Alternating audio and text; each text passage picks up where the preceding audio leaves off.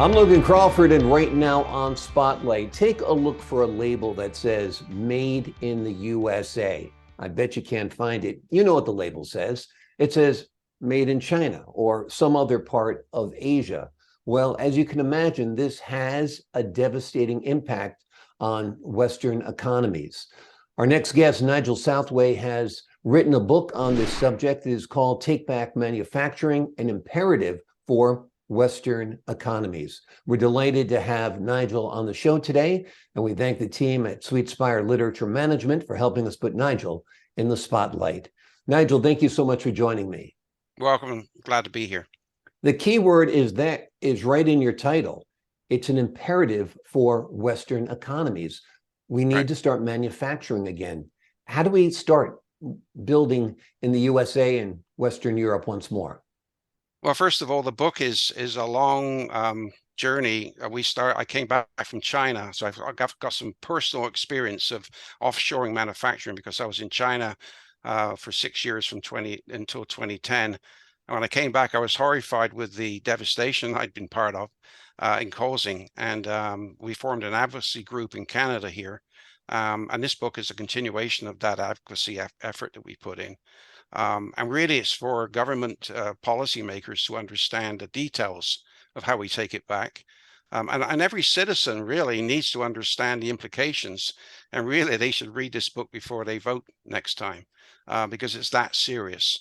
And quite frankly, the book is about where we were, what happened, what went wrong, what we should do differently, and just the structure of the kinds of improvements in our business and the way in which we should run the numbers to do the reshoring activity, and then also how government should respond to assist industry in getting it done. Nigel, it's almost mind-boggling Mhm. that we are doing business almost exclusively with our enemy. I mean, basically, you have a communist regime that is polluting the environment like crazy with all their manufacturing, where the tensions rise all the time between the United States and other parts of Western Europe and China. And they're our trading partner. It just leaves us so vulnerable, doesn't it? Well, globalized manufacturing was unplanned. I mean, there were no plans. It was a free trade, let it hang out, go do it, just get it done. We all rushed over there. It felt good at the time to open up new markets, but it was really a bad deal. And Trump was really right about quite a few of these things, and that's why he got to the White House, because quite frankly, the average Joe in the street gets it. It seems to be more our leadership doesn't understand the implications of giving away our prosperity. We're literally giving away our prosperity, but not just jobs, but also trade balance and just the integrity of being able to manufacture what you consume. There's a term now called friendshoring, which is halfway there. But really, we need a trade bloc that looks very hard at making sure we import far less from people that have no interest in our stability. Just ask the Germans about Russian gas to get that straight. So there's a lot going on. It's to do with geopolitics, economic balance. Interest rates are going to go up. It's going to make inventory that's trapped in those long supply chains almost impossible to make money with. So there's many reasons. There's a list of reasons, more than ever before, that we should bring manufacturing back and make it part of our economy. It always made sense, and we lost the thought. I think we lost the plot in where we've been in the last 30 years. Never too late. A lot of people say it's too late. Never too late to do the right thing. And bringing manufacturing back is going to help our prosperity. We certainly can't do anything but make it an imperative. There would, I presume, have to be a price adjustment that some prices will go up because they are manufactured either in the United States, North America, or Western Europe versus Asia, right? Uh, Quite frankly, when you run the numbers, which we've been doing, there is no advantage in low-cost labor offshore. And the more you automate, which we should do anyway, to the latest technology, it will actually take less issue with labor being less in Asia. already in quite a few commodities, it's cheaper to make it at home. We have to recapitalize. One of the issues is you've now got to reverse jets and recapitalize. Look at the industry which I grew up in, which is electronics, the semiconductor industry. It's coming back. Heavy plant, white products in GE are all now, they're not in Canada, but they're in the northern states, but they've gone to the southern states and Mexico. So within USMCA, the numbers show quite a lot of opportunity for it to be cheaper to manufacture locally. So it's a myth that it's cheaper offshore. It will be for a while until we recapitalize. But it's a question of strategy now to bring back the stuff that makes sense to bring back, and then slowly move our supply chains to be shorter. Long supply chains are expensive for many reasons. They builds inventory, and the fallacy is labor in Asia is getting more expensive as well. And when you add the pollution issues of trading with people that haven't got manufacturing wrapped up and the controls of manufacturing, and you add those costs to the whole game, we definitely should stay home in manufacturing. Are labor unions a obstacle, or can they be a partner in all this? Absolutely a partner. They get it. They understand. There's a lot of people I talk to who intelligently, in the clinches, there'll be some issues, but as long as we communicate and we look at the big picture, they're an asset because they'll organize some of the educational needs we have. We got an undertrained workforce. We've got an overeducated and undertrained workforce. We need to get back and balance up the educational system so it's a balance of education, training, and experience. We got a lot of young. I teach at a bunch of different universities on manufacturing engineering, and the biggest issue is getting experience. You can educate people, but can you train them and give them the right experience? So as we move forward, as we expand our industrial capability, we got to bring the people with us. Unions will buy that very well. Yeah, the labor force seems to be lacking right now in the US. It almost seems like it's hard to get people to do jobs at all. So motivating people, training people, educating them with in areas other than university track degrees might be a start, right? Well, I grew up in Britain, as you probably can tell from the accent, and I did a full British engineering apprenticeship at 16 onwards, which was very, it combined education, training, and experience right at the get-go, and it was paid. That's and the UK is trying to put that back in place, by the way, similar to what the Germans have had for some decades. We need in North America a similar approach, because we put people in colleges and universities, and then we try to find them a job. We need to reverse that, and I talk about it in the book. We need to introduce them to an industry early and then make sure they're moved along so that they have careers. And that's going to change. That's a change in educational culture that we need to address. And government needs to be very engaged in that. We can't leave that to industry. They can't afford to do it on their own. It needs to be a education, industry, government thing that needs to be combined. There's some work being done on that, by the way, but it needs a long way to go yet. Canada's making some strides. Tell me about that. I wish it was true. I mean, we're probably worse off than the US in terms of our political will as far as manufacturing is concerned. And the reason is we've always had resources to fall back on. And those aren't paying the way anymore. We actually now, in the last decade, have a negative trade balance, which is unheard of, even with resources in the game. So we have to be part of the journey as well as the US. Some of our colleges are grappling with what I just described. Our government's okay, but it needs to really get its political will in the right place. It's more, unfortunately, all our politicians are more concerned about who we are rather than how we're doing. And we need to change that bias. We need to start looking at what pays the rent, not what keeps every minority group interested and happy.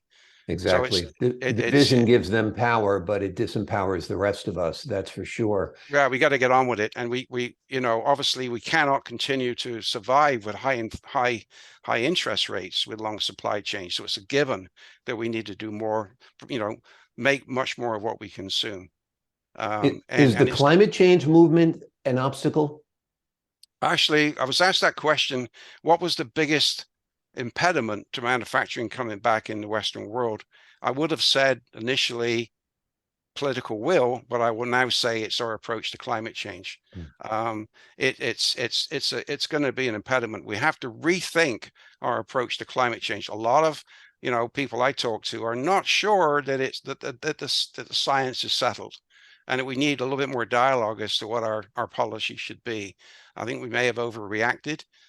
We need to look at our energy supply strategy in concert with climate change and come to get everybody around the table and rethink our approach to climate change. It is an impediment to obviously getting manufacturing back and putting the energy in place. I mean, let's be fair, everybody's going to want electricity, and that's not set up for a lot of industry to feed off of right now. And it's kind of a shell game. If you dump all of the manufacturing in Asia, where they have few environmental constraints, they're polluting the environment, rapidly. I mean, I've been to Absolutely. China. I feel like there's an ongoing fire at all times Absolutely. in that country. It's amazing. Pollution's a bigger issue than climate change, and it's worse if you globalize unintelligently. Of course, we want them to share in the spoils of a modern society, but you've got to do it in an organized way, and we haven't been. We've transferred our wealth, and by the way, globalization's increased 8 times since 1980, but the global wealth's only increased 3 times. So we've used it as a wealth transfer system, which looks good, but it doesn't help in the end because nobody gets wealthy. Manufacturing offshore is a bit difficult to do without a lot of waste and a lot of pollution. Just because they don't have the same control levels we've got. Now we got to relearn how to make sure we don't go backwards when we bring manufacturing back, so that pollution's managed, but that's part of the game. You see cities all over North America that have been absolutely decimated, that they were once mill towns, they were manufacturing hubs, and now they're ghost towns. I talk about that in the book. We called it the Rust Belt. That's what it's called. And it's unfortunately it's destroyed the infrastructure, not just of an industry, but of the way of life. Some people worked in small towns. There was a community of manufacturing there. There was a supply chain. There was clusters of manufacturing. Those have been eroded. It depends on the industry. If you look at the metal bashing industry, it's probably okay. Electronics was completely completely transferred. The plastics industry is still here, but a lot of the supply industry of chemicals and so on have gone offshore. Food industry is very scary. You start digging into the supply chain of food, and it gets to be very concerning in terms of how much is off versus how much is onshore. Exactly. Now, this is your wheelhouse. This is your expertise. Tell us a little bit about your background. Grew up in England. I'm from Bristol, England. That's the West Coast accent. I started at 16 as an engineering apprenticeship. Finished at 22 with a degree in electronic engineering, but I was a manufacturing engineer, and came to Canada to work on the space shuttle arm. Canada did a part for the space shuttle, which I was part of. That's why I came to Canada in the late 70s. And I ended up in Motorola in the 80s, which was the place to be in high-tech electronics. And we designed a different way to manufacture. That's where the concepts of lean manufacturing and Six Sigma came from. And so I went off after Motorola as a consultant, and I wrote my first book. This is my second book on lean thinking, on lean manufacturing, which was published in '92. And I've been using that book to help and assist industry on lean thinking and get productivity improvement. So I'm a productivity improvement expert, and I've got my own consulting practice since about 2000, doing that. I've been all over the world doing that. Back to China. I was in Mexico running a plant for a couple of years. I was actually in Turkey last week doing some work there. And so I've seen the world, and I've seen what manufacturing can be, and I'm certainly concerned about where it is. And that's the reason for the writing the book. I think it's important. It is important. It's vital. As you say, it's imperative in the title of your book. It's interesting you worked for Motorola, because that could almost be a case study that a company that was at the forefront of so much when it comes to personal communications. I don't even know if it's in business anymore, right? A lot of it got bought off. It was decided to sell it off, but in its day, it was a significant chip manufacturer. It made Yeah. a lot of the smart chips, and of course the whole electronics industry morphed over time. But a lot of us that were there are now senior members of businesses elsewhere. So it was a great stamping ground to be in the 80s. And of course, we changed the way we manufactured. We didn't have any books to read. We wrote the books ourselves. Um, and so it was an exciting time. So I've been in manufacturing 55 years, just to document the timeline. And I've seen it all. And I want to put something back. I think a lot of us at my age, when I talk to people, the baby boomers, we're exiting. Mm. We're very concerned about the replacement of ourselves. And that's why we got to get on with this so that we relife the younger folks. And the big wish is that we make I thought the first day I walked into a manufacturing plant, I was excited, and I'm Mm. still excited. I want the young folks to have that same discipline of thought when they join manufacturing. And it can be, we want our young people to embrace this, otherwise it won't work. And we got to get that culture, that maker culture, back into our society. That's Absolutely. part of the game. It's tied to the American spirit for sure. It's tied to the spirit of Western Europe as well and North America. Yep. It's vital to bring back manufacturing to the United States. As just as a final question, if there was a great first step that a government could take to bringing manufacturing back to their country, what would it be? Learn about manufacturing. Unfortunately, I was in China, and every single senior member of the politicians that I met, the senior party members, understood manufacturing. First step, we got to educate our leadership on what manufacturing should be. And that's important so they can internalize the plans that we'd like to put forward. And that's why they should read the book, one of the reasons. But unfortunately, we've become very uninterested in manufacturing as a leadership, and that needs to be recovered. That's the first thing to do, and then we can talk about the issues that we've got.